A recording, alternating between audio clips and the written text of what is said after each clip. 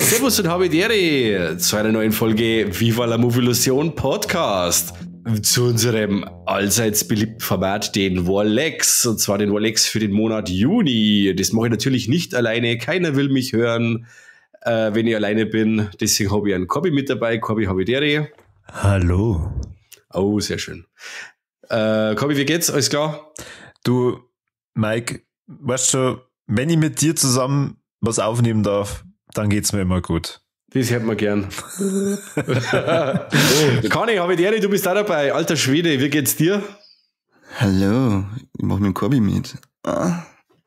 Oh, Mann, das wollte ich überhaupt nicht machen. Du hast mir da jetzt schon angespitzt mit deiner Soundlage, ja. Tonlage. Der Mike hat mir mit seiner Gestik jetzt gerade ein bisschen. Richtig. Da kann ich nichts anderes machen außer. Oh yeah. Also, Mana Habidere, schön, dass du da seid, auch unsere Hörer begrüßt und auch beglückwünscht, weil ihr habt es richtig gemacht und habt es wieder eingeschaltet. Bravo. Bravo. Ja, ihr habt jetzt mal wieder einen richtigen Podcast erwischt, und zwar den besten Podcast der Welt. Genau. Und es hat es nicht nur gescheit, sondern auch noch schöner wie alle anderen Podcast-Hörer, die es gibt. Ja, richtig. Da können wir euch auf Anfrage auf teuer Geld ein Zertifikat ausstellen. Auf teuer Geld. Okay. Ja. Hier Geschäftsmodelle, weißt du? Ja, kennt sich aussuchen. Entweder macht ihr ein Abo auf Steady, das ist billiger als das Zertifikat. Jetzt kennt sie sich aussuchen. Und das ist gleich, es sagt aber auch aus, dass ihr wunderhübsch seid. Ja, die Königsklasse ist natürlich beides zu machen. Drittes Steady-Abo und das Zertifikat anfordern. Für offizielle Viva la Movilusion Schönheit. Ja, richtig. Mhm. Sehr schön. Alles klar. Rübezahl, Mike. Männer, der Juni, habt's geschwitzt? Ja, wie Sau, oder? Fußball kommt, die Spannung ist jenseits von Gut und Böse. Muss ich aber auch sagen, da schließe ich mich an. Also ich habe noch nie so viel Fußball geschaut wie das Jahr. Das ist wirklich ja, aber Wahnsinn. Aber Zeit für einen Kassettenschmerz, du Kretin. Ja, weil das immer zu Zeiten ist, weißt du ja, 19 Uhr ist bei mir ja, aber Fußball ist auch um die Zeit. Ja, Fußball ist um 21 Uhr. Ja, also schaust gerade das auch nicht bei ÖB, oder wie? Ja, natürlich. Ach so. Irgendwann ist es gar. Bist du kein richtiger Fan? Ich schaue mir mittlerweile sogar auch Spiele an, die mir, das hätte das blöd, aber gar nichts angehen. Also mittlerweile unterhält mich Fußball. Heißt das, dass ich jetzt erwachsen wir? Ja. Das heißt, dass du Vollbauer wirst. Vielleicht hier schauen wir bald einen Tatort an. Ein Tatort, ja. Ui. Ja. Wer will Millionär noch dazu? Gibt's das noch? Ja. Echt? Das ist mal überleck. Gibt's schon noch. Können wir schon noch miträtseln. Und dann sagen, fix Mare, ich hätte da 1 Million Euro geholt. Ja, aber da gibt's doch mittlerweile tausende andere Quizformate, oder? Ich hab keine Ahnung, ich hab das zufällig irgendwann einmal mitgekriegt, dass das aber noch läuft. Keins kann sich so halten. Aber ich häng kein normales Fernsehen, darum kann ich es nicht beurteilen, was es noch an Quizformaten gibt. Das ist eigentlich schon traurig. Was denn? Dass du kein normales Fernsehen hast. Nein, ich weiß nicht, ob das so traurig ist. Nein, ich darf jetzt auch sagen, das ist so, als dass du sagen, es ist traurig, dass du keinen Hodenverdreher hast. Also ich finde es eigentlich ganz angenehm so. Ich habe letztens in Verlegenheit bin ich gekommen und habe, glaube am Sonntag war es, da war dieser Skyscraper, oder wie heißt der? Oder Skyscraper mit dem The Rock da. Ja, und den habe ich einfach so aus Verlegenheit da los und habe mir gedacht, hey, The Rock, der geht eigentlich immer so, den Film, glaube ich, kenne ich noch nicht. Zack, 10 Minuten erste Werbung, fick die normales Fernsehen. War ich schon wieder raus. Lad den mal halt oben, fick dich. Nein, war bei Amazon Prime, da haben wir mal so geschaut.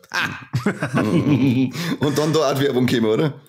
Ja, stimmt, aber das waren da bloß so diese 20-Sekunden-Spots, das lasse ich mir gerade noch eingehen. Okay. Und dann die ringt mir auch auf. Auf jeden Fall ist Skyscraper bei mir nicht in die Warlex. Wie schaut es bei euch aus? Habt ihr irgendwas angeschaut, wo es sagen könnt, ja, das war's. Oder das war's nicht? Corby! Du hast gerade den Mund am weniger weit auf. Also fang du an. Dann fange ich tatsächlich mit etwas an, wo ich kurz mal überlegt habe, ob ich da eine eigene Folge drüber mache. Aber ich werde ja hier gevierzeilt, wenn ich eine Solo-Folge mache, zumindest von einem Menschen. Ja, du bist, wenn wir zu dritt sind, schon nicht zum Aushalten. Ja, ich habe mal auf Netflix Free Body Problem angeguckt. Erzähl mir. Concermaps. Erzähl mir. Yes, er kann was. Das ist ja von die Macher von Game of Thrones, oder? That's right, my friend. Vom David Benioff und D.B. Weiss und vom Alexander Wu, der hat da auch noch ordentlich mitgeholfen. Weil ist nicht der Alexander Wu derjenige, der der hat diesen asiatischen Touch ein bisschen mit reinbracht, aber der Roman ist vom, wer weiß es? Richtig, vom Liu Cixin. Wow. Scheiße, dass ich das nicht gewusst habe. Ja, mir ist auf der Zunge liegen. Ich kenne nicht mal die Serie, ich kenne gar nichts. Okay. Mir sagt das nichts. Erzähl. Also es basiert auf eben diesem Roman oder der Trilogie, und zwar die Trisolaris-Trilogie. Und es geht darum, dass die Menschheit herausfindet, dass eine außerirdische Zivilisation ankündigt, dass sie bald auf der Erde eintreffen werden und die Menschen unterwerfen. Okay. Die sogar mit Ankündigung, das ist ja nett. Das ist echt nett für einen, ja. Aber Zeit hat's werden, da die sagen. Also sagen wir mal, sie kündigen das halt dann dadurch an, dass sie die klügsten Menschen auf der Welt oder sagen wir mal die ganzen Wissenschaftler, da wo sie halt dann befürchten, dass die Menschheit eventuell auf Technologien kommt, bevor die Aliens da sind, die Aliens dann vernichten könnte, dass die halt leicht in den Wahnsinn treiben und dann müssen die sie beweisen anhand von so einem virtuellen Spiel. Die Serie fängt an, wo man dann nach der ersten Folge sich schon denkt, ich check gar nichts, ich kapiere nicht, um was es jetzt genau gehen soll, und bis jetzt hat es mir noch nicht so gepackt, ob ich wirklich weiter gucken will. Erinnert an was? Richtig, Game of Thrones. Na, da habe ich sofort gewusst, dass ich weiterschauen möchte. Instant. Ja, genau, weil man da sofort alles kapiert hat, gell? Erstens ja und zweitens ja. Ach, bitte. Da sind so viele Charaktere in der ersten Folge eingeführt. Die kann ich da auswendig aufsagen. Jetzt hat sofort instant aus dem Gedächtnis aus. Aber das darf den Raum in der Folge sprengen, das tun wir jetzt nicht. Das lasst mal. Ja, echt, das jetzt nicht. Ja, auf jeden Fall, es sind aktuell 8 Folgen. Ich habe ja schon in einem von den Kassettenschmatz gesagt, dass Free Body Problem komplett verfilmt werden wird. Also die von Netflix haben schon den Auftrag erteilt, dass die diese komplette Geschichte verfilmen werden, egal wie viele Staffeln es haben wird. Das ist eigentlich schon mehr ein Leck, oder? Das ist Netflix schon, eine Serie zu Ende führt. Das ist schon richtig, sehr gut. Das ist natürlich schon ein Leck und hat auch dazu geführt, dass ich mir gedacht habe, ja gut, dann schau ich mal rein, weil wenn der Netflix so dermaßen dran glaubt, dann kann es ja nur gut werden. Und spätestens ab der Folge, wo es dann schon so in diese virtuelle Welt mit reingeht, wo die halt dann Aufgaben da drin lösen müssen, hat sie mir eigentlich schon voll gehabt.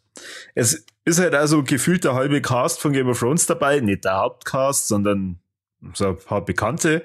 Die Prostituierten in die Bordelle vom Tyrion im Hintergrund, oder? Genau, die haben jetzt die ganzen Wissenschaftler spielen dürfen. Ja, endlich einmal was. Benedict Wong spielt mit. Den kennt man ja mittlerweile aus Marvel. Und es gibt also so Zeitsprünge immer wieder.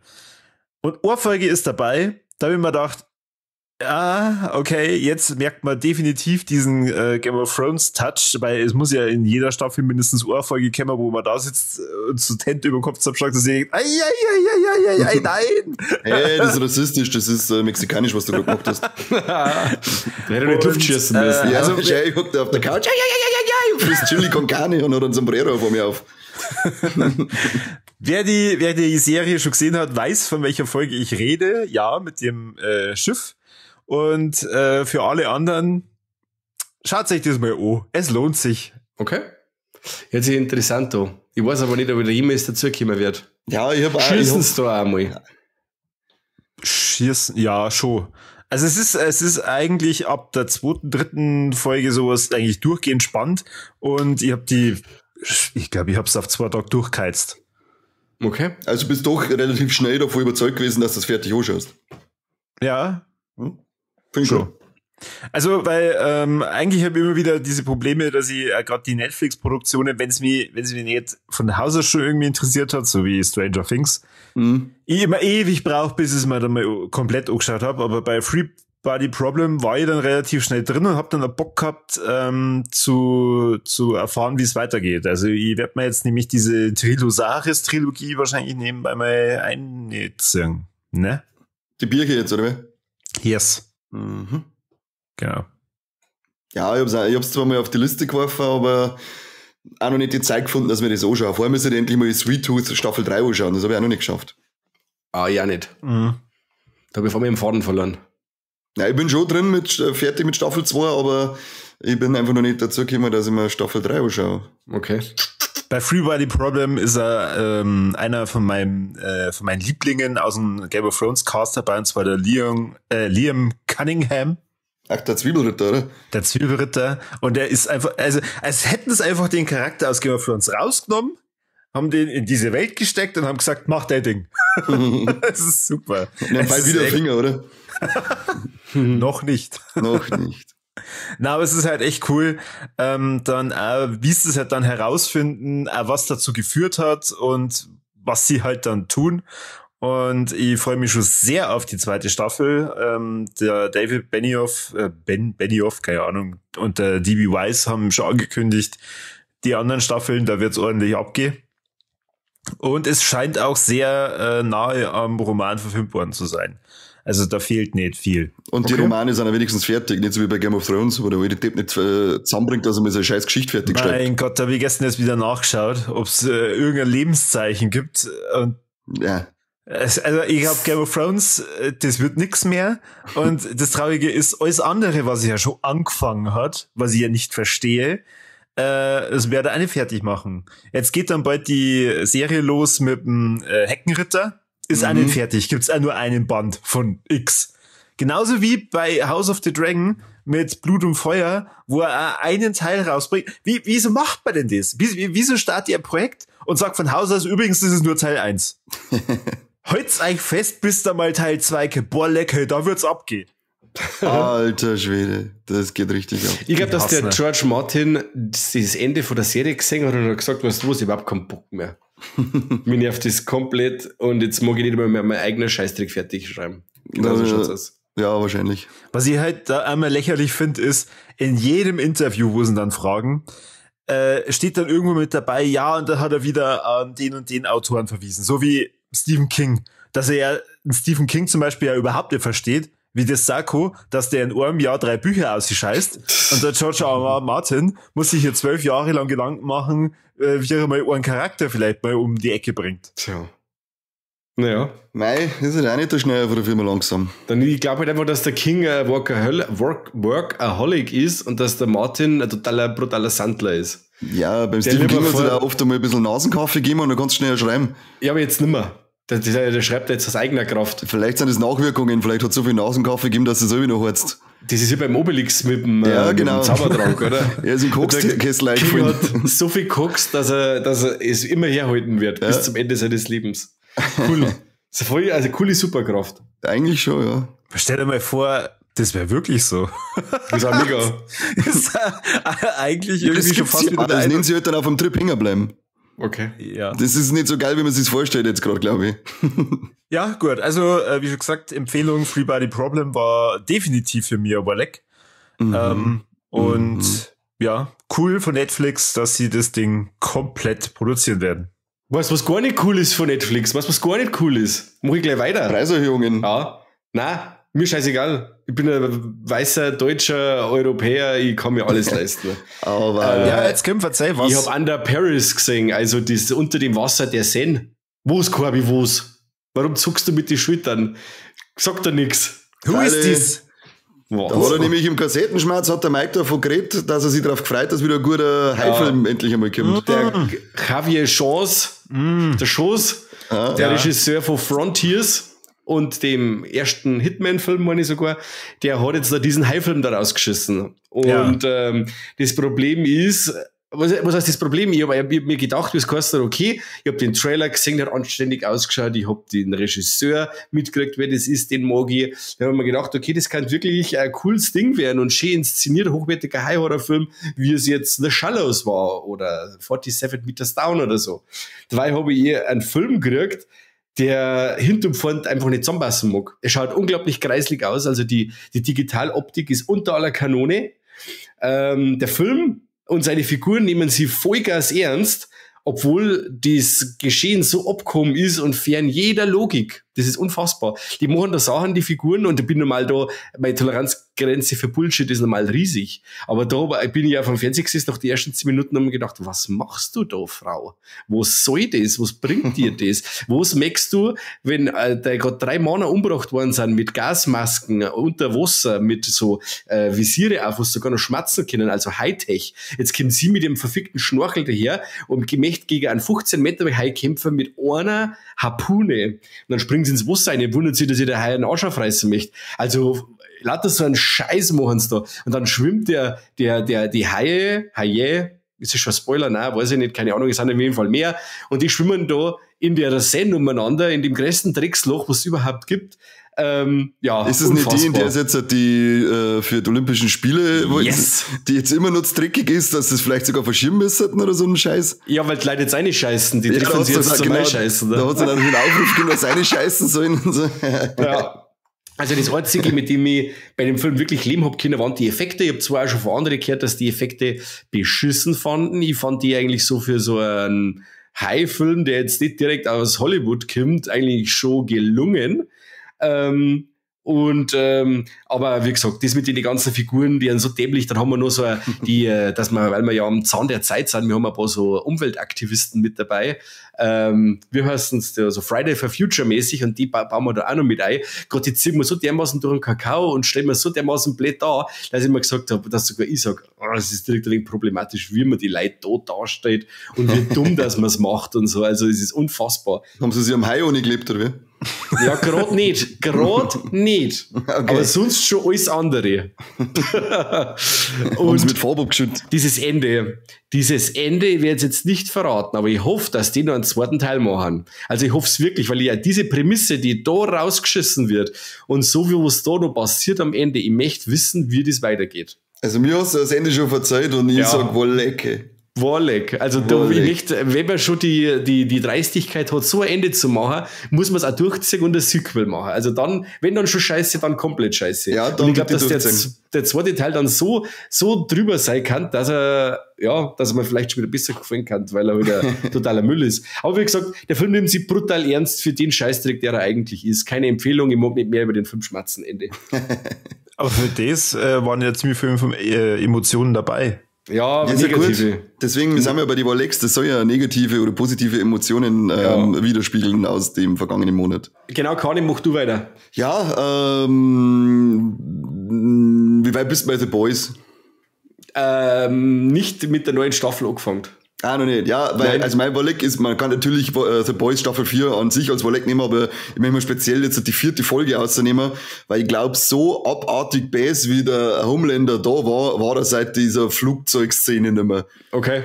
Das habe ich im Internet gelesen, dass da irgendwas passieren soll, das so fies ist, dass der Rauch davor geht. Ja, er ist halt wieder richtig asozial. Man kehrt da so ein bisschen zurück zu seinem Geburtsort, sage ich mal.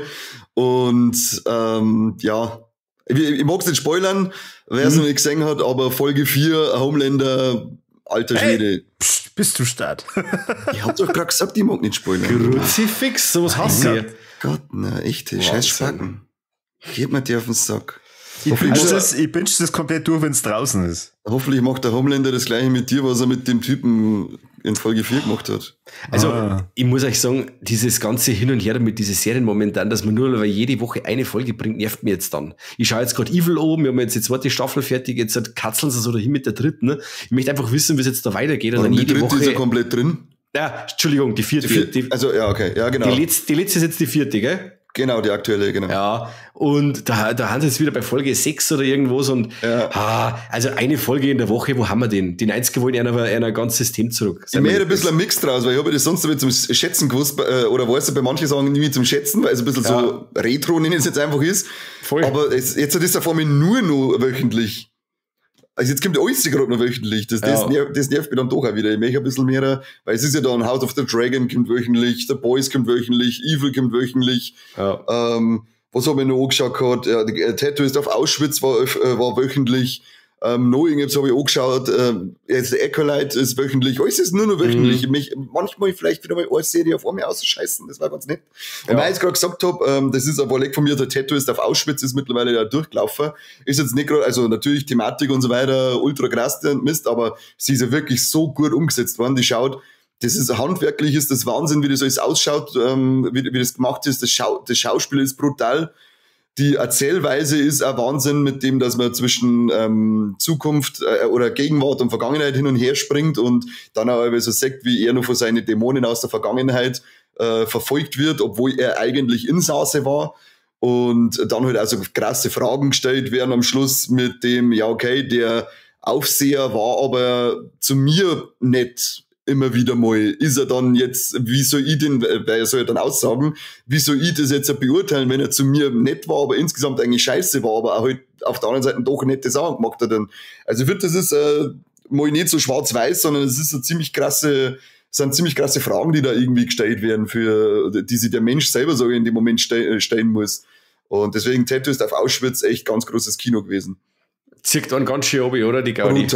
Brutal. Also das ist wirklich, es ist halt wirklich übel. Also ich glaube, dass ich keine Folge gehabt habe, wo ich nicht Grenzen hab können, wie ein kleines Schuldirndl. Das war echt.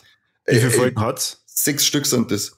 Okay. Und da geht es halt darum, dass sie 2 in Auschwitz kennengelernt haben und verliebt haben und halt irgendwie hoffen, dass sie durch den ganzen Scheißdreck da durchkommen und sie wiederfinden. Und das ist eigentlich, weil es halt also dann so in diesem, sag ich mal, in dem Schlimmsten, was du dir vorstellen kannst, denke ich mal, was da passieren kann, dann so immer wieder so herzerwärmende Momente drinnen sind, dass bei der Serie wirklich warnen kannst, weil du so traurig bist, weil was da passiert, und weil es auch manchmal, weil es dich so gefreist für die, dass die so etwas erleben dürfen in so einer Zeit, wo es eigentlich nur Scheiße ist. Also echt krass, so hart die Serie. Aber wie gesagt, auch handwerklich, da wenn die das Ding filmen, dass du wirklich meinst, da steht, die haben das ganze Lager wieder aufgebaut. Also da sechs nichts irgendwie mit Computer gemacht.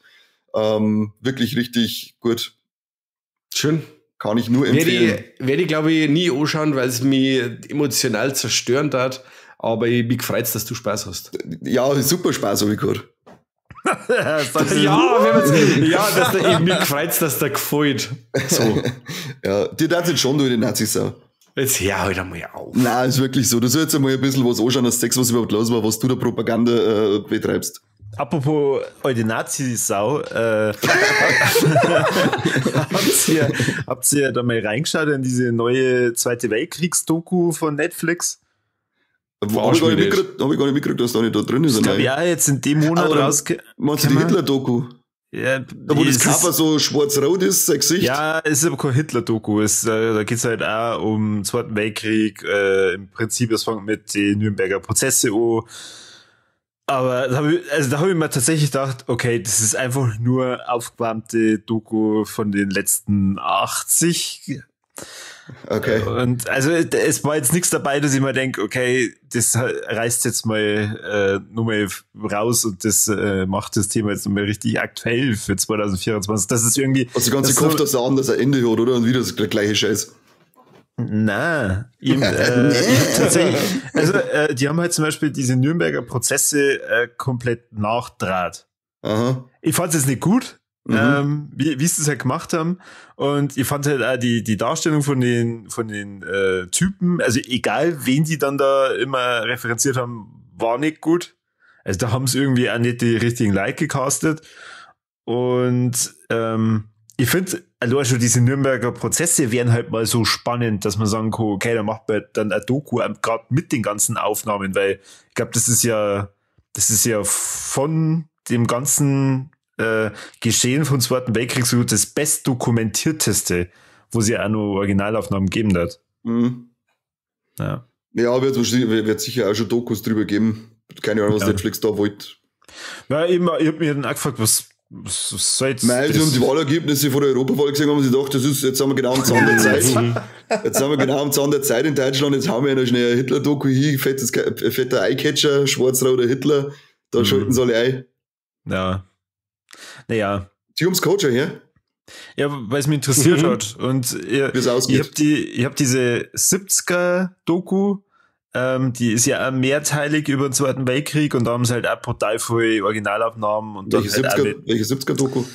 Ich schau mal danach nach, wie die genau heißt. Aus die 70er Jahre, da haben sie mal so eine richtig lange Doku-Reihe gemacht. Also ich weiß gar nicht mal, wie viele Teile, ich glaube 24 oder so.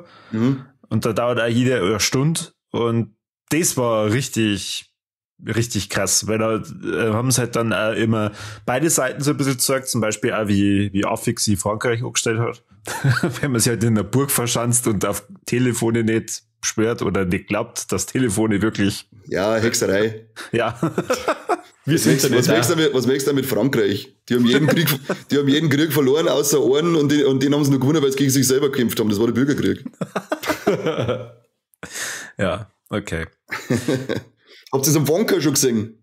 Nein.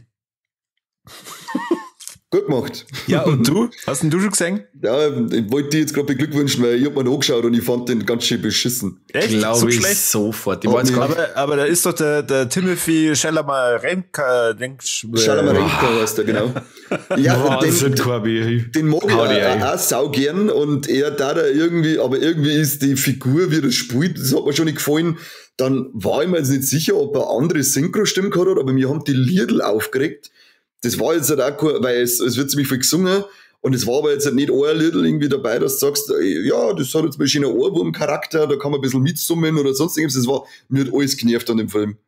Und dann noch der Hugh Grant als, keine Ahnung, Midget-Porn-Darsteller. Ja, genau so. Der ist mir auf den Sack gegangen. Nein, also Wonka, ganz schöner Scheißdreck gewesen. Glaube ich sofort. Das habe ich gehört, das habe ich gesehen, ich habe das Poster gesehen und mir gedacht, wow. Wenn man schon danach googelt, es gibt eigentlich nur einen Haufen 1-Sterne-Bewertungen oder 5-Sterne-Bewertungen. Also anscheinend, man hasst ihn oder man liebt ihn. Ja, ich war also gar noch recht wohlwollend und habe ihm 2 Sterne auf Letterboxd gegeben, wobei ich mich im Nachhinein frage, warum eigentlich? Für was? Das muss ich noch korrigieren. Der hat über 630 Millionen eingespielt. Ja, weil der Timothy Chalamet klein ins Kino zeigt. Ja. Während welche Tricks es an sie gedacht haben, hä? Was ist jetzt da auf einmal aus Dune passiert? Ja, was ist mit dem los? Nein, wie gesagt, bin mir jetzt auch nicht sicher, ob das die gleiche Synchronstimme war. Das war nämlich mein allergrößtes Manko, die Stimme von ihm. Mir hat das, dass mir die Lieder allein schon nicht gefallen haben, von irgendeiner Art und Weise, von irgendeiner Melodie, aber dann halt auch noch die greiselige Stimme von ihm dazu. Hau ab jetzt. Scheiß aus Wonka. Hoffentlich geht's ihm wie eine Katze oder wie ein Hund, wenn er 2 Schokolade frisst, dass er dann umhaut, den Idioten. Ich habe diesen Film mit dem Johnny Depp schon gehasst, vom Tim Burton. Der hat mich schon so genervt. Ja, und den habe ich nicht so gehasst. Also hat mir jetzt auch nicht gefallen. Den hätte ich aber nur eher mittelmäßig bewertet, glaube ich. Müsste ich aber auch wieder sagen, das ist zu lang her. Na, dieses Thema. Also dann nicht, Entschuldigung. Na, lass bleiben. Weißt du, von wem die Geschichte von Charlie und die Schokoladenfabrik ist? Das ist wieder vom Chin-Chin. Vom Roald Dahl. Ja, habe ich gewusst. Was sollen sie das sagen? Der hat Matilda auch gemacht. Was hat er gemacht? Matilda.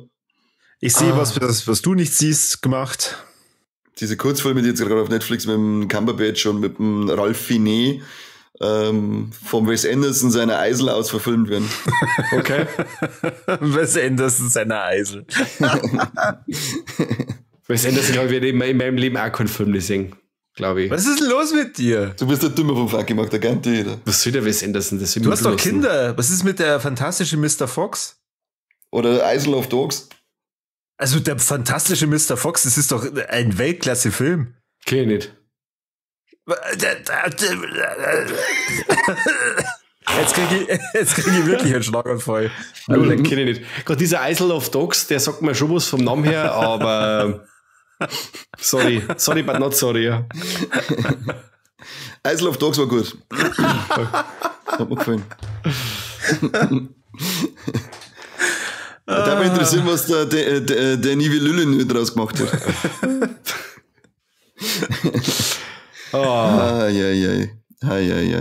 Ich mache jetzt einfach schnell weiter und rede ganz kurz über einen Scheißdreck. Ich möchte euch alle warnen vor dem Film Night Swim.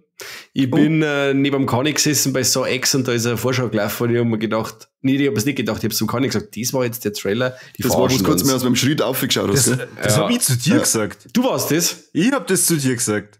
Ich habe gesagt, wetten, das ist der komplette Film. Und es ist, Stille Postprinzip, es ist wirklich ein Pool, ein Gruselpool. Ein Gruselpool, in dem eine Familie in ein Grundstück zieht, weil der Vater irgendwie, der hat irgendeine Krankheit und der soll ja am besten Gymnastik machen im Wasser. Hat er Barschein? Nicht Barschein, irgendwas hat er. Ich weiß nicht mehr, das war, er ist der Pur vom Kurt Russell. Aber Barschein, wenn du hast, musst du auch Wassergymnastik machen. Okay. Nein, er hat irgendwie so Rheuma oder irgendwie so einen Scheiß hat er, keine Ahnung. Die Leitkrankheit praktisch. Auf jeden Fall ist das Krankenhaus nicht weit weg und der Pool ist super, weil mit dem kann er üben und Kinder wollen poolen. Und dann haben sie, dann nehmen wir das Haus und alles cool und dabei ist das Haus gruselig. Das Haus nicht, der Pool ist gruselig und der Mo geht dann in den Pool rein und desto mehr, dass er drin bot, desto besser geht's ihm von seiner Krankheit her. Aber der Pool möchte aber auch wieder was zurückhaben. Und was dann da passiert, ist verdammt langweilig. Also so richtig langweilig. Es gibt keine Atmosphäre, kein Grusel, spannend ist er nicht. Es fühlt sich einfach so, wenn die Beteiligten an dem Film, die wo dann mitgemacht haben, null Interesse und null Spaß gehabt haben und eigentlich nur das Ding da zu Ende bringen wollten.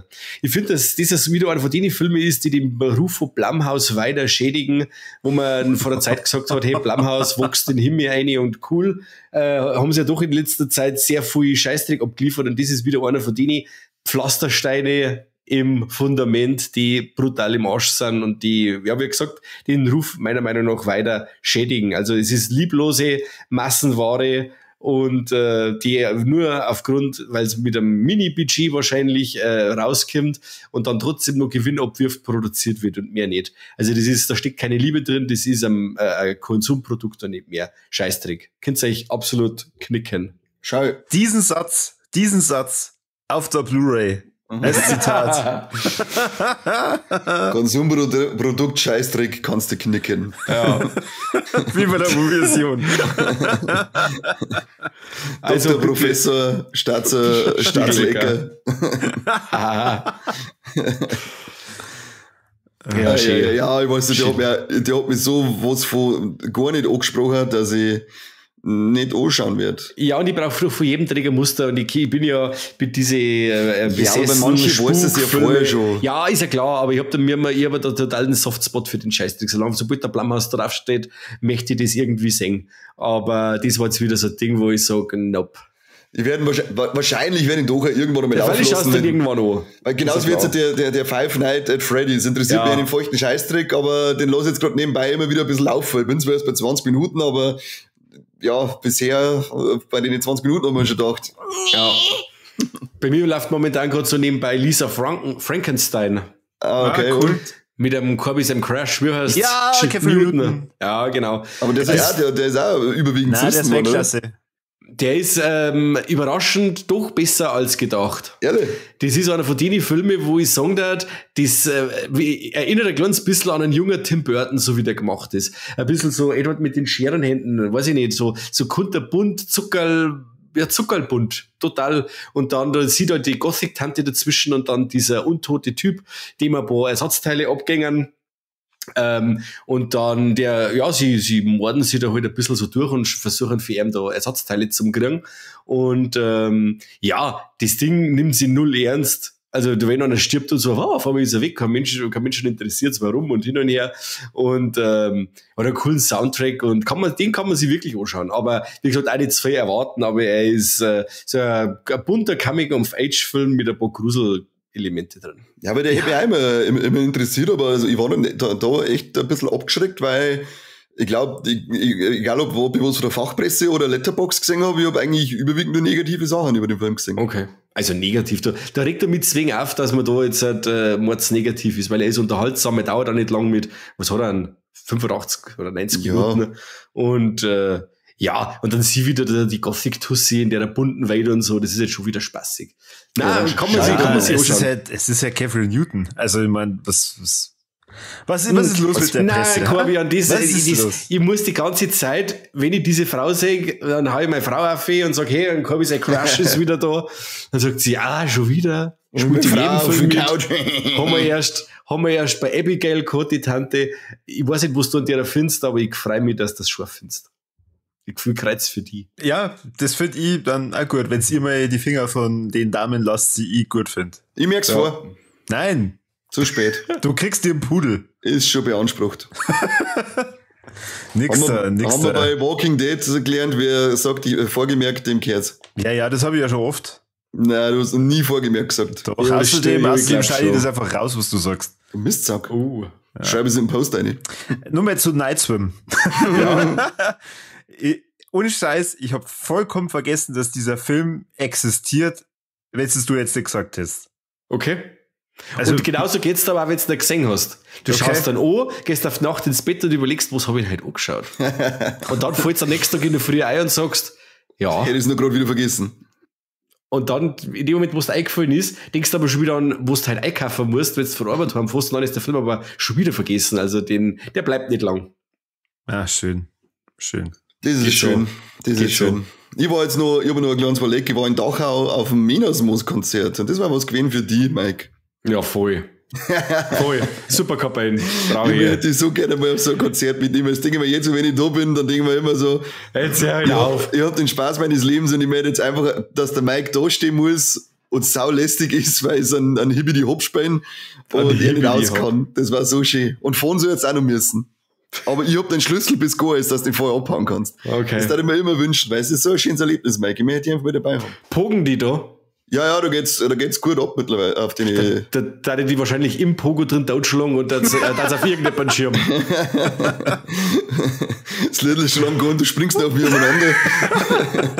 Und dann so, hey, schaut sie, das ist während dem Lidl passiert. Das Lidl ist seit einer halben Stunde gegangen, wir haben die zu 6 angezogen. Wir kommen gerade zusammen.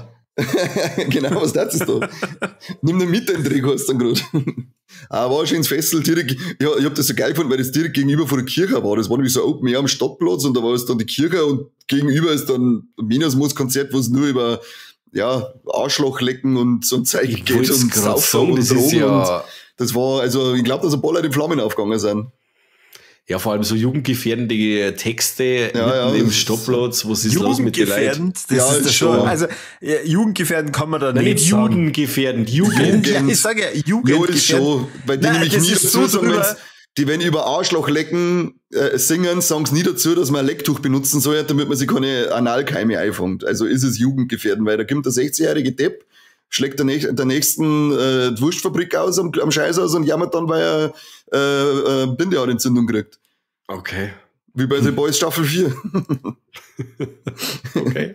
Super Witz. Muss ich doch bald anfangen, habe ich schon gesehen. Musst unbedingt bei dem Witz, da scheißt den Hosen mit der Bindehautentzündung. Nicht zu viel Arschloch geleckt. Ganz stark. Also Menasmus, sagst, hat sich rentiert. Die rentieren sich immer. Also ist halt, wenn es jetzt nicht dein Musikus ist, aber bei denen ist halt, das sind halt echt geile Entertainer, die machen mords die Party, die machen Stimmung, die sind voll mit dem Publikum am Werker und so, das mag ich sowieso. Nicht so, was weiß ich, wie die Hamiker bei ihnen, wie Slayer, die umstehen und sagen, Raining Blood, thank you, South of Heaven, thank you, und dann gehen sie die Trotteln. So, wobei der Sound halt wenigstens passt. Ja, aber ich mag halt, dass die Leute mit dem Publikum arbeiten und eine Stimmung machen und so, und das findet ich dann geschmeidiger. Ja. Das quasi, obwohl sie der Mittelpunkt der Show sein sollten, tun sie das Publikum noch ein wenig. Sie geben das gern weiter. Ja, sie geben sie machen uns zum Mittelpunkt, das ist schön. Ja, schön. Das ist schön. Nachdem er schon 840.000 Euro nachgetragen hat. Wenigstens das lassen sie uns. Wenigstens das. Aber ich gleich noch was für die, was du sicher sagst, so ein Dreck, aber der Corby und ich sagen mal, war leck. Görlitzer Park. Ja.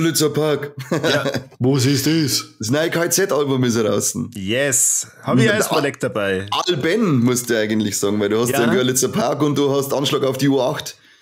Und der Anschlag auf die U8. Und der Anschlag auf die, genau. Ja. Und das ist echt verrückt. Vor allem so dieses Kontrastkino, was die mit den zwei Alben machen. Das eine ist so bierernst, dass du echt teilweise da sitzt und schlucken musst.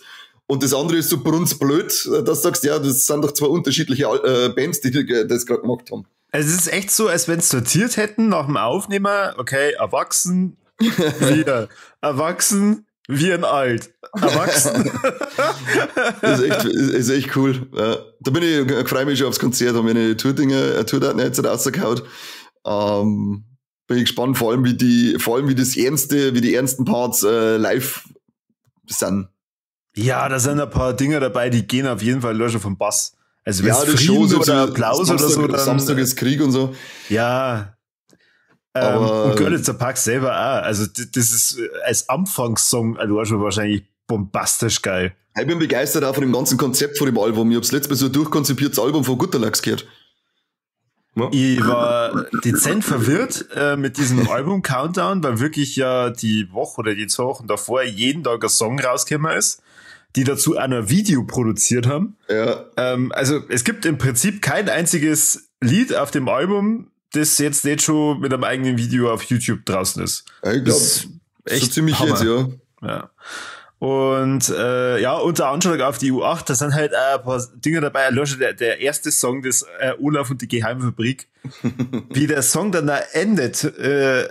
Ich hab mich so kaputt gelacht. Jesse, weil wir haben uns das im Auto gehört, hat mich angeschaut und hat gesagt, ich kapier deinen Humor manchmal null, aber, und dann hat es auf das Album gesagt, offensichtlich gibt's Menschen, die das verstehen.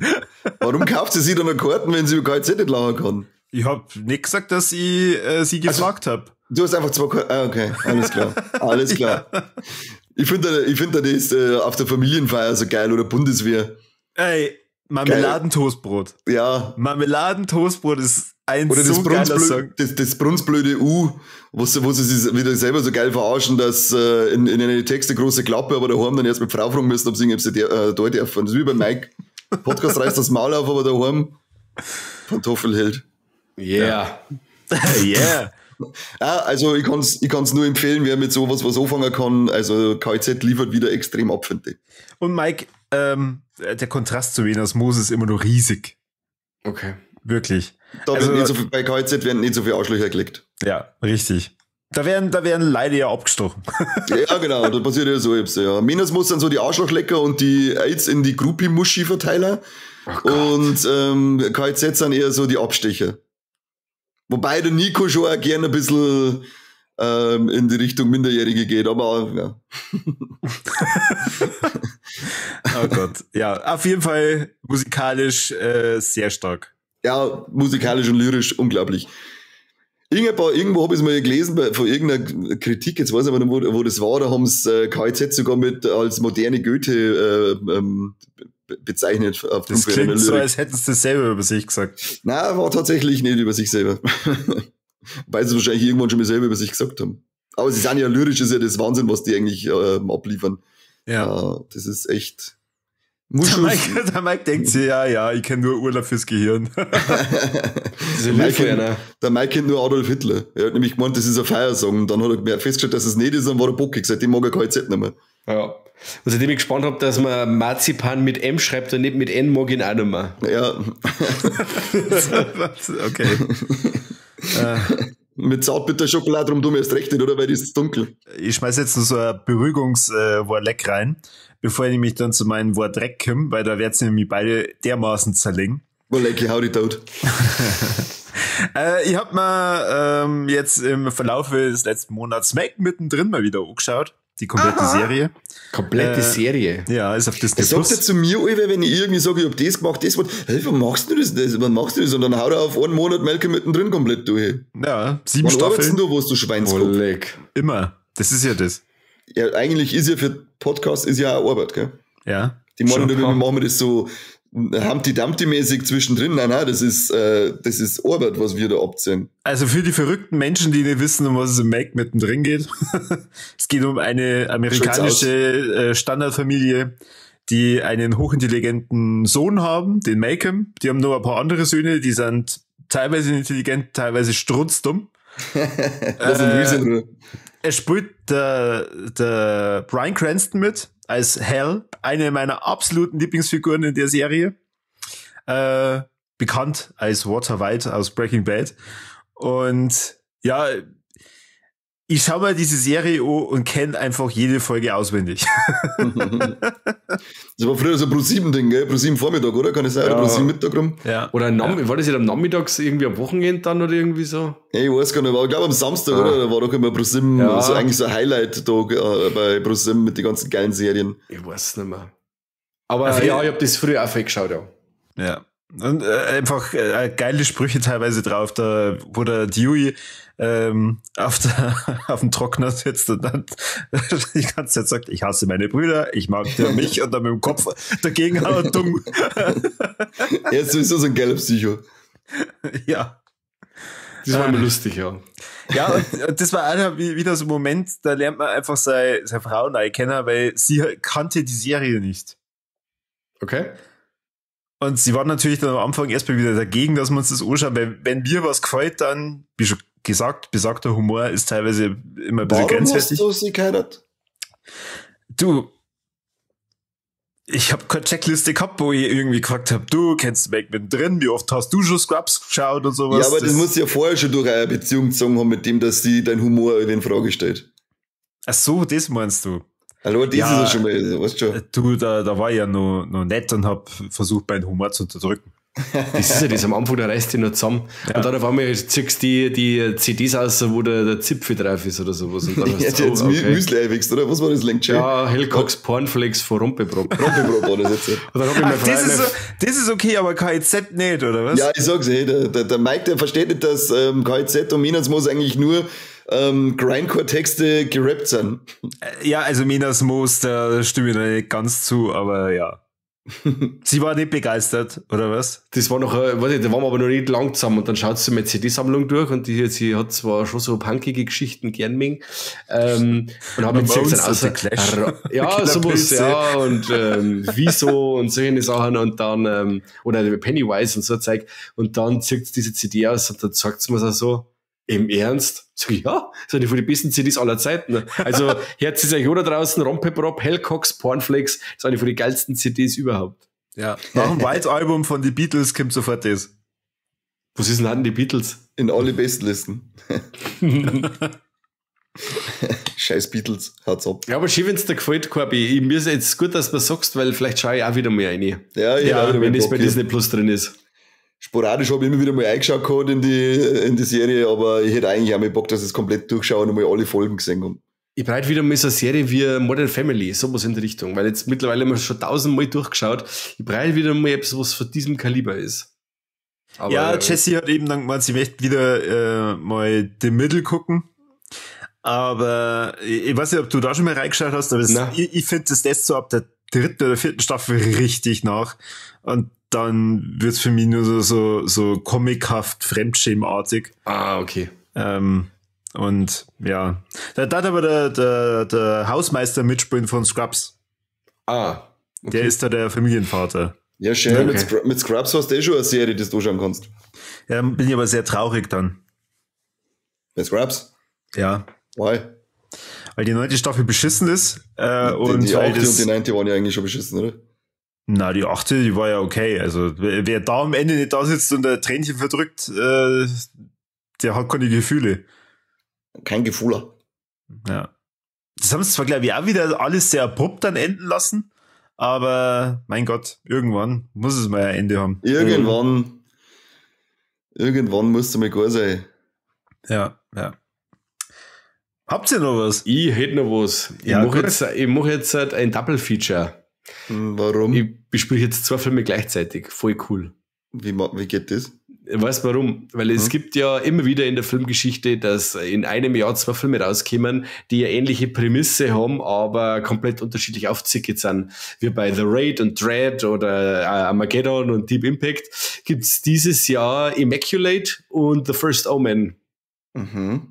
Die gleichen sich von der Story her ganz schön brutal, nur die Umsetzung von den 2 Filmen ist jeweils komplett unterschiedlich, aber ich fand beide Filme voll geil. Voll geil. Nicht nur, weil bei Immaculate die Sydney Sweeney dabei ist. Mein Vater hat sagen, sowas wird halt gar nicht mehr gebaut. Aber tatsächlich, sowas gibt's, da wie die Sydney Sweeney. Und zwar ist dieser Immaculate halt eher, der geht ein wenig so, der gespannt, okay, den hat er Modrad. Den First Omen hat er Frau draht. Und der Immaculate, geht eher so in die Exploitation, Sleaze-Richtung, so Damen mit hauchdünne Oberteile, nass, durchsichtig, oder dann wieder so Elemente von so alte Exploitation-Filme aus den 70er mit Kreuze in Füße brennen und Zungen rausreißen und solche Geschichten.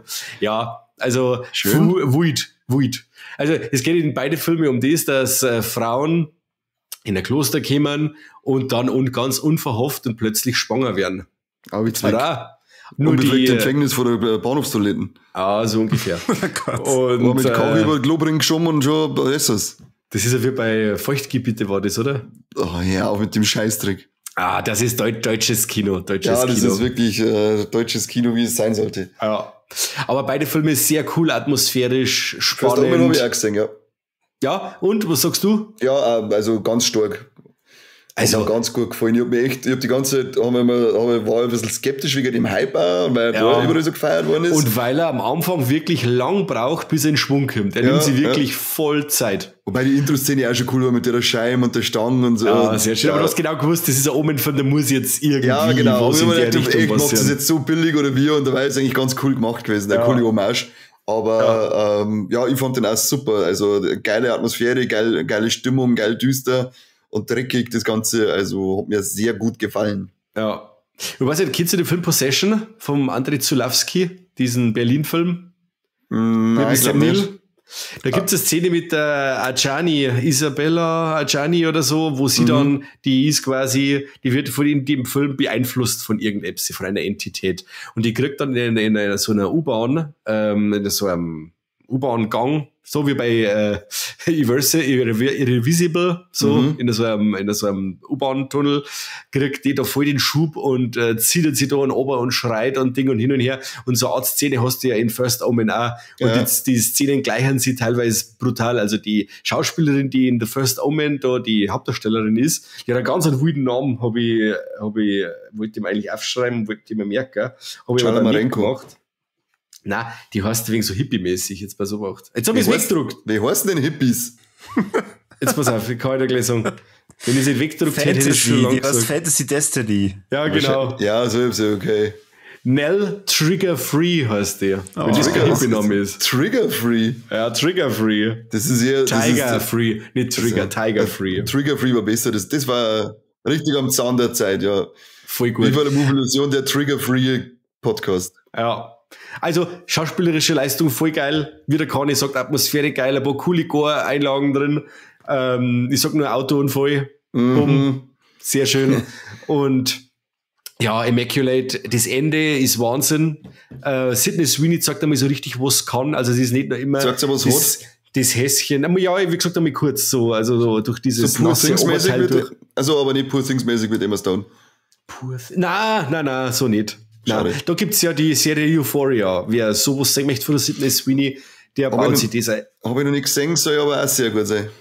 Ja, nichts gesehen bisher, gar nichts. Aber wenn sie da blank zirkt, dann werde ich auf alle Fälle mal die Szenen googeln.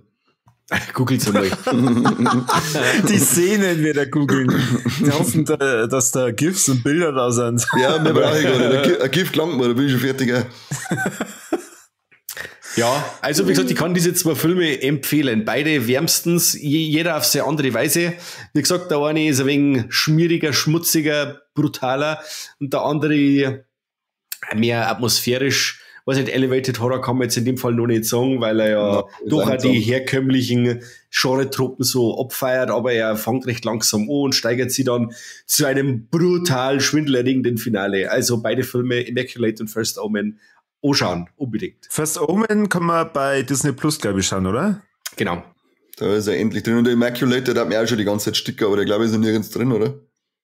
Nein, den muss man sich kaufen. So. Muss ich mir den kaufen. Kaufen muss man den. Ich kann mir nicht kaufen, weißt du warum? Weil jetzt gibt es so ein kleiner Wort Dreck. Ich weiß nicht, ob ich es jetzt da schon mal verzeiht habe oder im Kassettenschmerz. Auf alle Fälle bin ich ein bisschen so im Lego-Bau-Fieber und hab mir ja meine alten Kindheits-Legos einmal aus dem Speicher geholt. Und wurschtel jetzt ein bisschen so meine Sets ein wenig halt zusammen und hab mir da ins Retro-Fieber gepackt und natürlich feinen Haufen Teile, weil als Kind hast du gespielt damit, irgendwo mit hingenommen und so. Aber dann schaust du mal auf der Lego-Seite und bestellst da ein bisschen die Teile, die da fein einmal zu dem ersten zwei Sets, die du gemacht hast. Ja, und dann sitze ich da und dann habe ich da voll beschäftigt und hab die ganzen Dinge zusammengesucht und ich glaube, bin 2 Stunden da gesessen, hab die Teile eingeschmissen, war es am Ende, was weiß ich, waren es 30, 40 Teile gewesen sein, ein Preis von 4,65 €. Ich mir so, hey, voll cool, das ist ja sau billig, bam, 50 € Versand. Wow. Ich fick dich, aber dann, das Schlimme war dann immer gedacht, Alter, ich habe jetzt 2 Stunden Arbeit eingesteckt, die, ja, kaufe ich. Man hilft jetzt halt nicht. Ich werde das jetzt nicht umsonst gewesen sein lassen. Und deswegen kann ich mir Immaculate jetzt nicht kaufen, weil diese 15 Euro, die die Blu-ray kosten, sind jetzt für ein Lego-Versand draufgegangen. Ja, hast du die Teile schon? Die sind schon gekommen, ja. Okay. Also das du hast es ja wirklich gekriegt. Ich hab's gekriegt, also ja, diesmal habe ich es wirklich gekriegt, ja. Nicht so wie bei dem anderen Wichser. Diesmal habe ich offiziell bei Lego bestellt und keinen eBay-Kleinanzeigen gekauft. Und Lego hat den Nerv, dass 15 Euro fürs Schicker verlangen. Irre, ich habe dann einmal noch geschaut, bei Urteil habe ich gesehen, das ist so eine Schnur, das ist damals bei den Piratensets, hat es so Schnür auch mit dabei gegeben, mit links und rechts so einem Knopf. Und die sind bei mir kaputt. Dann habe ich eins mitbestellt, weil ich gewusst habe, welches das ist, weil mit den Teilenummern im Internet und so. Auf alle Fälle bestellt, falsche Schnur, aber gedacht, dann schaust du mir, ob die längere auch haben. Ja, cool, kostet 25 Cent die Schnur. 9,85 Euro aber dann dafür ein Versand. Ich weiß nicht, was das soll. Fick dich, Lego. Aber hast du da schon mal, also ist das dann über den normalen Lego-Store? Kostet dann nicht irgendwie noch, weiß ich nicht, mehr dazu kaufen? Und dann ich kann die schon, aber ich brauche nicht, ich habe schon so ziemlich alle Teile jetzt erst einmal abklappert, die ich brauche. Ganz viel haben sie halt auch nicht. Und es ist sowieso so beschissen. Du wenn's auf andere, ich habe dann andere Seiten noch gefunden, da kannst du die Setnummer von deinem Ding von damals eingeben und dann listet der nur die Teile von dem Set auf. Rat mal, wer das nicht kann. Lego. Ja. Yay. Ja. Und die anderen Dinge, die haben in der Regel viel mehr Teile. Also ich habe das jetzt einmal bei du hast es bei eBay Kleinanzeigen gekauft. Nein, bei Lego selber. Ja, aber das andere. Das andere habe ich bei Kleinanzeigen gekauft. Ist das von Lego selber Bricklink? Nein, das ist Pick a Brick oder so heißt es dann bei Lego selber. Wenn du bei Lego auf Einkaufen gehst, gibt's dann dieses Pick a Brick und dann kannst du da drin die Teile so. Also das, was du suchst, nennt sie Bricklink. Ja, ich hab jetzt noch ein paar gefunden. Ich habe jetzt schon ein paar so Seiten gefunden, die halt zum Beispiel auch bedruckte Steine von damals hätten, wenn dir da einer abgeht und so. Da musst du also aufpassen, Lego ist da voll für gibt's den Arsch. wahnsinnig viel gefälschte Seiten. Die nehmen gern dein Geld. Aber die werden dir nichts schicken. Ja, ich habe jetzt halt eben, ich glaube, diese Bricklink habe ich schon gefunden. Dann gibt's noch Webbrick oder Webbrick und irgendwas mit Toybar oder so. Also die 3 Seiten habe ich jetzt mal gefunden, die schauen relativ seriös aus. Mal gucken, werde ich mal ausprobieren, weil ja, hätte ich nicht 2 Stunden Arbeit eingesteckt, dann hätte ich ja gesagt, fick dich, Lego, das bestelle ich nicht. Aber da ich schon 2 Stunden habe ich gedacht, ja okay, dann bist du jetzt bei 20 Euro, dann ist das ein 10er pro Stunde, das passt schon. So jetzt haben. Und gerade wenn irgendjemand von Lego da sitzt, das hören und sie denken, alles richtig gemacht. Du Vollidiot. Alles richtig gemacht. Morgen eine E-Mail geschrieben, Versandkosten bitte weiterhin erhöhen. Genau, Versandkosten zu gering, noch nicht abschreckend genug. Sie wollen eigentlich gar nicht die Einzelteile zusammensuchen, deswegen machen sie halt Versandkosten. Aber dann kommt der Kani und sagt so, weißer, reicher Deutscher, ist doch mir scheißegal. Oh Gott. Gut. Habt ihr noch was? Weil wie schon gesagt, ich habe Angst vor dem, was ich eigentlich dann sage. Ich kann nur ein bisschen schimpfen. Ja, dann schimpfe erst. Oder... Na, warte, dann sage ich erst meins. Also ich habe zwei Sachen, über die ich schimpfen kann. Ja, das ist gut.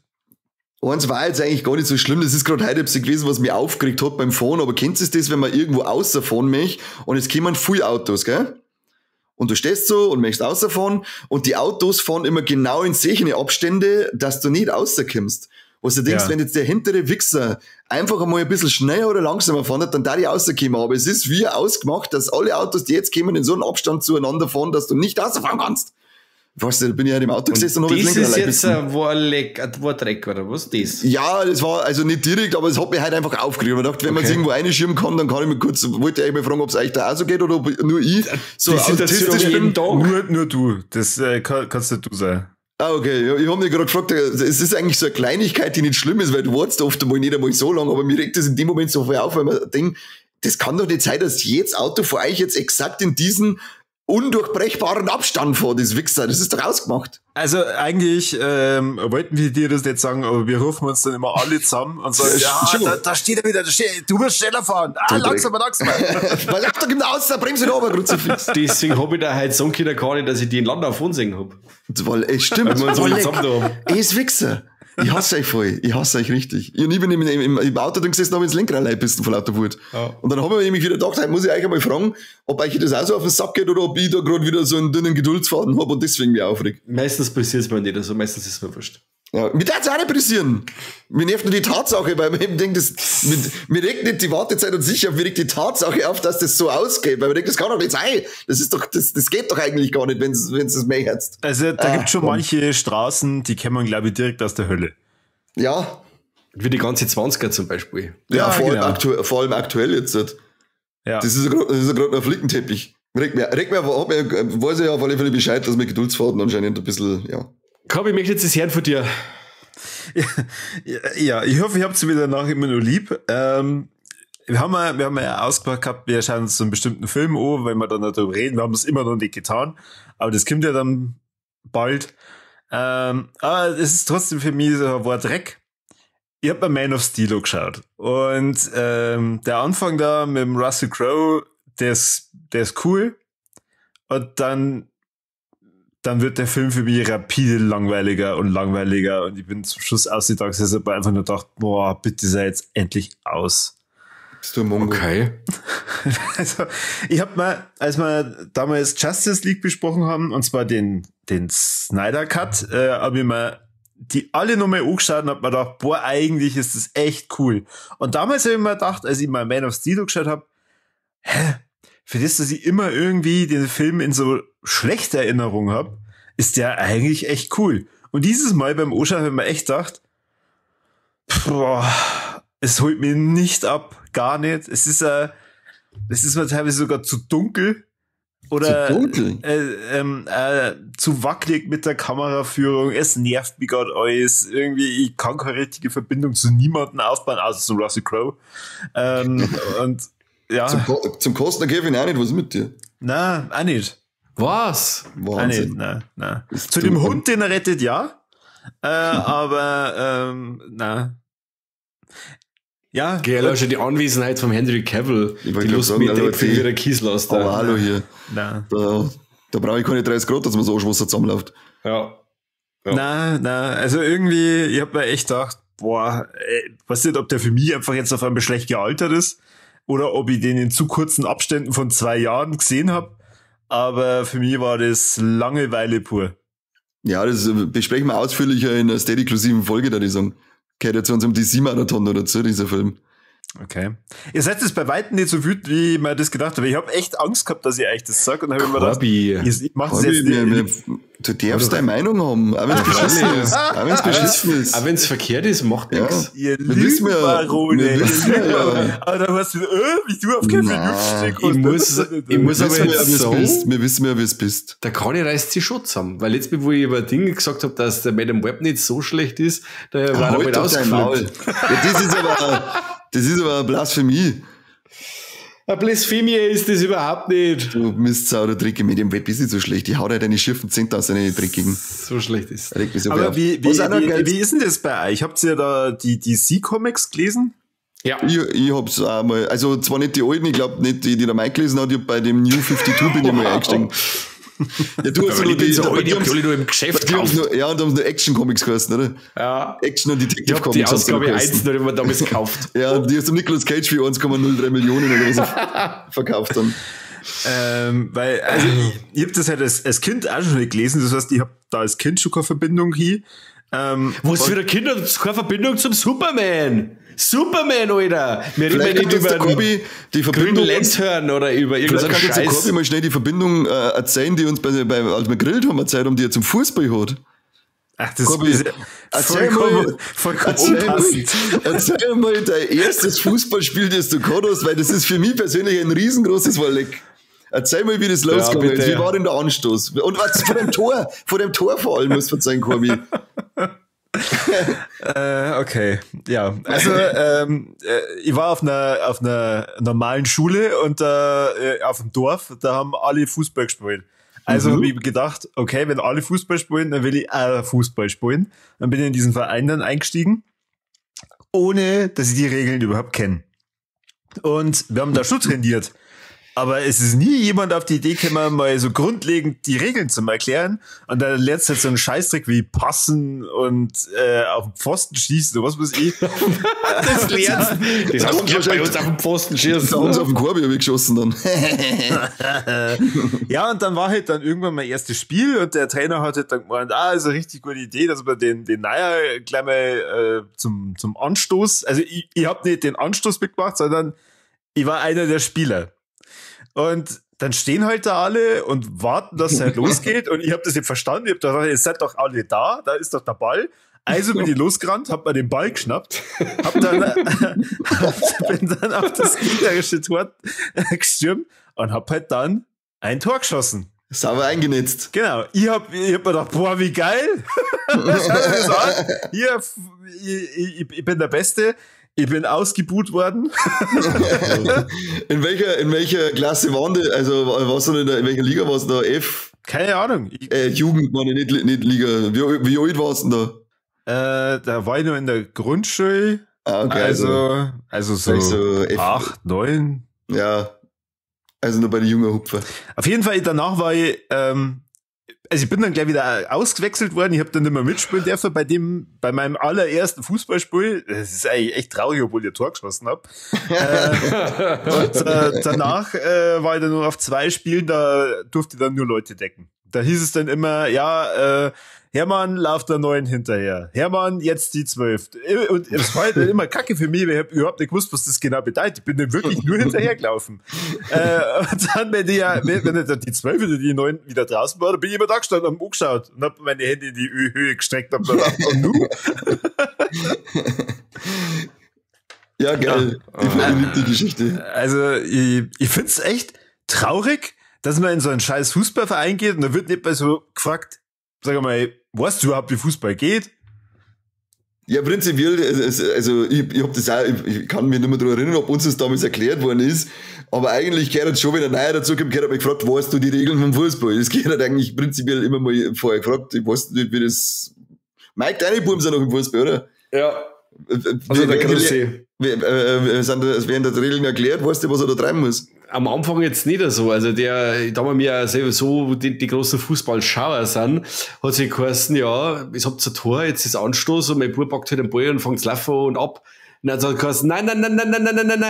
Mittellinie und dann abschießen und dann lauter so Sachen. Oder ein Wurf, da hätte er auch mit dem Fuß geschossen und so. Also es ist am Anfang ein bisschen schwierig, weil vielleicht gingen manche Trainer wirklich davon aus, dass daheim auch wegen mehr Fußball geschaut wird oder so, dass man dann sieht, was passiert, wenn der Ball da ausgeht oder da.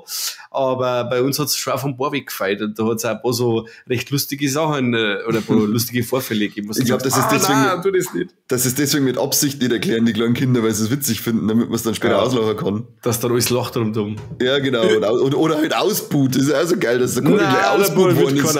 Als kleines Kind wieder ausbuht, weil er nicht weiß, wie Fußball geht und er freut sich nur, dass er ein Tor schießt und dann wieder rundum ausbuht. Das ist eigentlich voll das traumatisierende Erlebnis. Das stimmt. Verzeih es mal in der Therapie.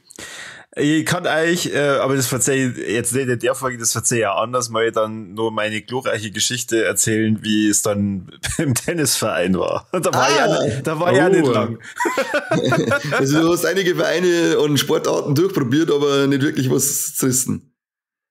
Wie schon gesagt, das erzähle ich euch dann. Das passt. Ich hab's letztes Mal noch, es ist jetzt wieder so eine Frage, weil es ist ein Dreck oder ein Leck. Wahrscheinlich für euch aber ein Leck, weil ihr es witzig findet. Für mich war es aber eine Drecksituation mit meiner Katze gehabt. Ach, schon wieder. Wieder mal. Jetzt wisst ihr, wo mein Klo ist, gell? Mein Badezimmer. Ja. Und jetzt wisst ihr, dass man da, das gegenüber das Wohnzimmer ist, dass man da auf die, wenn man am Klo ist, dann dann schaut man um mir auf die Terrassentür. Also sprich, wenn ich beide Türen offen habe und da auf dem Klo sitzen, dann kann ich da um mich schauen. Und dann nehmen wir mal an, ich bin allein daheim und bin aufs Klo gegangen und hab die Türen offen lassen, weil ich bin ja allein daheim.